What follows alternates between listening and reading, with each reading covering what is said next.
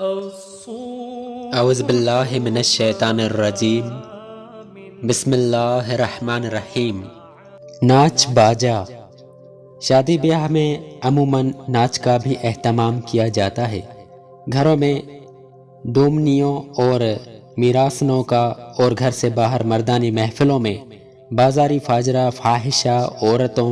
رنڈیوں یا پھر دونوں جگہ ہجڑوں کا، ایسی محفلوں میں شریف زادیوں کا، خواہ کنواری ہو یا بیاہی، شوہر والی ہو یا بیوہ، شریک ہونا درکنار ان کا ان آوارہ بد وضعوں کے سامنے آنا ہی سخت بےہودہ و بے جا ہے۔ صحبت بد زہر قاتل ہے، اور عورتیں نازک شیشیاں جن کے ٹوٹنے کو ادنا ٹھیس پہنچ ہوتی ہے، تو ایسوں کو تو گھر میں ہرگز قدم نہ رکھنے دیں۔ وہ بے حیائیوں کی عادی ہیں، منع کرتے کرتے اپنا کام کر گزریں گی۔ ناچ رنگ کی یہ محفلیں جس طرح شریف گھرانوں اور شریف زادیوں کے حق میں زہر قاتل ہیں، یوں ہی مردوں اور شریف زادوں کے لیے تباہی و بربادی کا باعث ہیں۔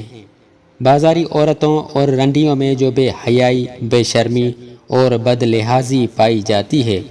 اس سے کون واقف نہیں؟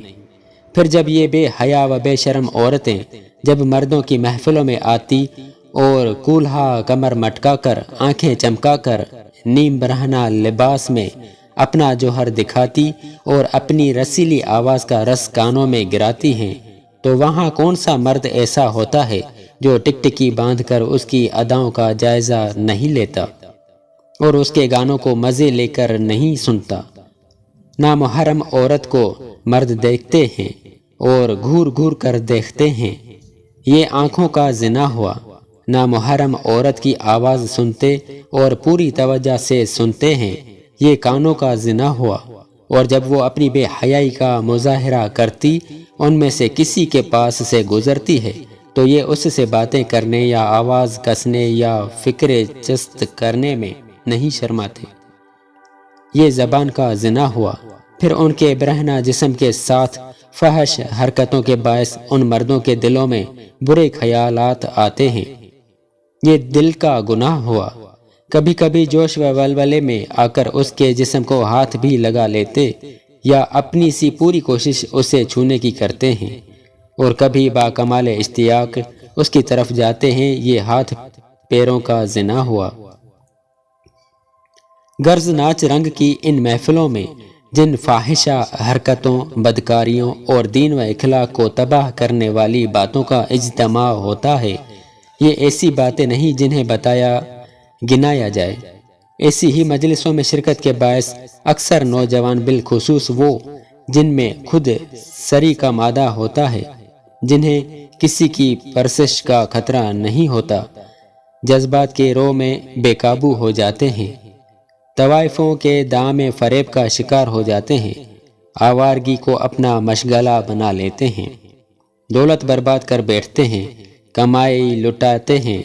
بازاریوں سے تعلق ہی میں زندگی کی ساری لذتیں اور مسرتیں ڈھونڈتے ہیں۔ نتیجہ یہ نکلتا ہے کہ گھر والوں اور پاک دامن بیبیوں سے دور رہتے ہیں، اور یوں اپنی بربادی و تباہی اپنے ہی ہاتھوں خریدتے ہیں۔ اور اگر ان بےہودگیوں اور آوارہ گردیوں سے کوئی بندہ خدا بچ بھی گیا،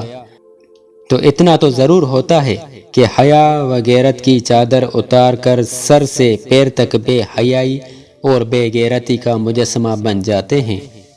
بعض لوگوں کے متعلق تو یہاں تک سننے اور دیکھنے میں آیا